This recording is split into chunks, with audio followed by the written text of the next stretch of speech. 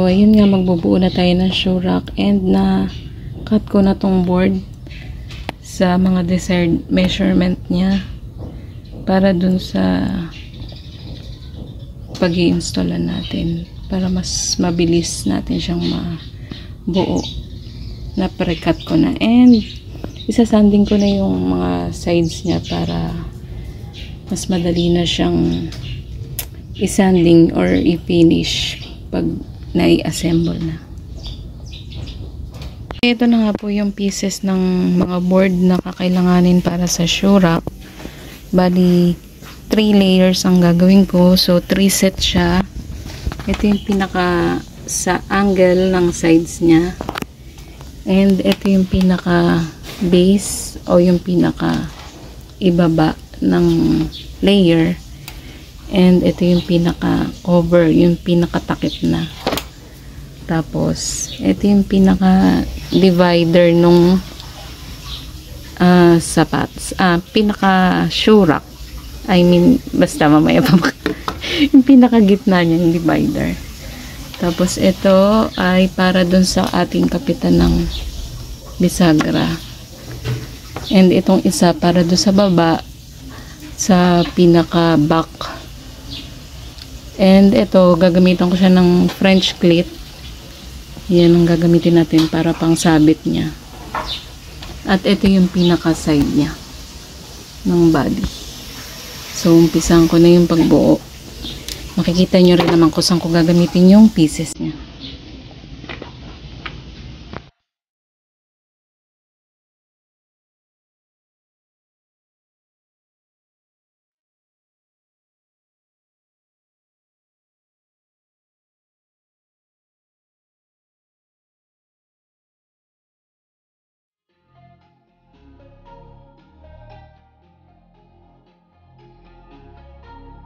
So, ito pa lang po yung aking nagawa. Ayan po siya. Medyo nahirapan akong buuin or ipako yung pinaka sides niya. Habang nakabisagra na siya. Pero dahil tinesting ko lang naman ito kung okay yung pagbukas-sara niya. Ay! Ayan. Itutuloy na natin. And i-assemble ko na muna siya bago ko ikabit sa pinakabisagra.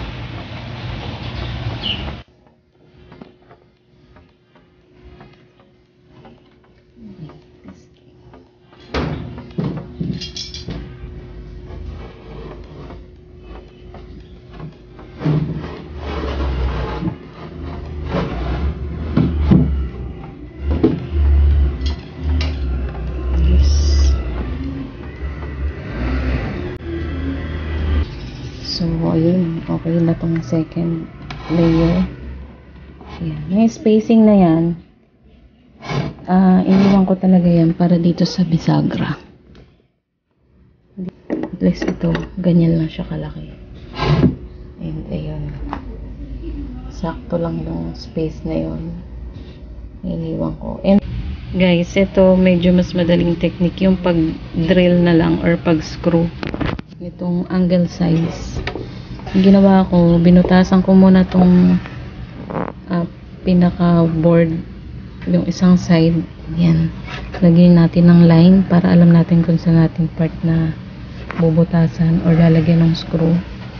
Then, tsaka natin i-attach itong side angle na to. Ayan. Medyo mahirap kasi wala kang pwersa na i-push ito.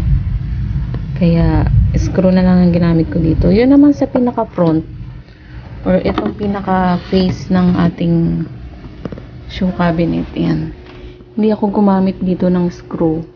Talagang pako ang ginamit ko kasi pag screw, kitang-kita siya. Hindi kagaya ng pako. Madali siyang takpan ng masilya. Yung kasing screw, kailangan pa nating takpan ng dowel yon or makapal na masilya. Tsaka dapat baon na baon. Kaso, pag sinobrang baon mo to, pwedeng masira kasi nga OSB board lang siya. So, ayan, ito. Last board. So, kagaya nito sa pagdidrill, nasisira siya kasi nga OSB board. Pero matatakpan naman to nitong ating ikakabit. At saka lalagyan naman natin to ng glue. Ayan. Ito pa kasi mahirap. Yun nga, may hindi siya pantay. So, kailangan natin siyang i-angle pa ng pwesto. Tapos, ito, wala na tong butas or hindi na sinagad yung pagdidrill nito dahil ang gagamitin naman nating screw ay yung wood screw, yung meron siyang talim, yung matulis na screw. So, lalagyan natin to ng glue bago i-attach. Ito yung spacing na iniwan ko para dun sa may part ng bisagra. Ayan, may mark siya. So, ito lang ang pinaka i-attach natin. Ayan.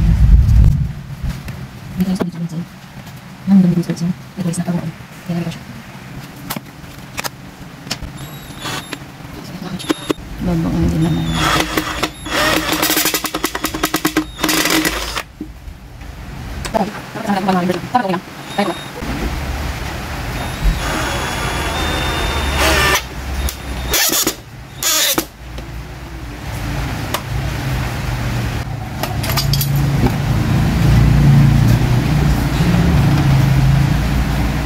Kaya na yan ang dalawang screw.